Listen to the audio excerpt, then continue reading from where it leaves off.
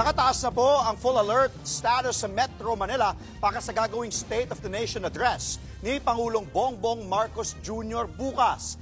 Gaya ng mga nakaraang SONA, gaganapin po yan sa Batasang Pambansa sa Quezon City. 16,000 na pulis ang ipapakalat para tiyakin ang seguridad at kaayusan para sa SONA.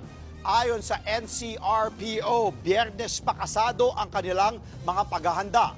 Ayon kay NCRPO spokesperson Police Major Hazel Asilo, hindi papayagang makalapit sa venue ang mga rallyista. Sa halip, ay pwede lamang po sila hanggang sa may St. Peter Parish Church. Doon lamang po, doon po yung concentration ng ating mga CDM contingents. Ganun din po, meron din naman po tayong i-deploy sa iba't iba po pong areas, lalo na po yung mga entry points na posibleng panggalingan po ng ating pong iba pa pong protesters.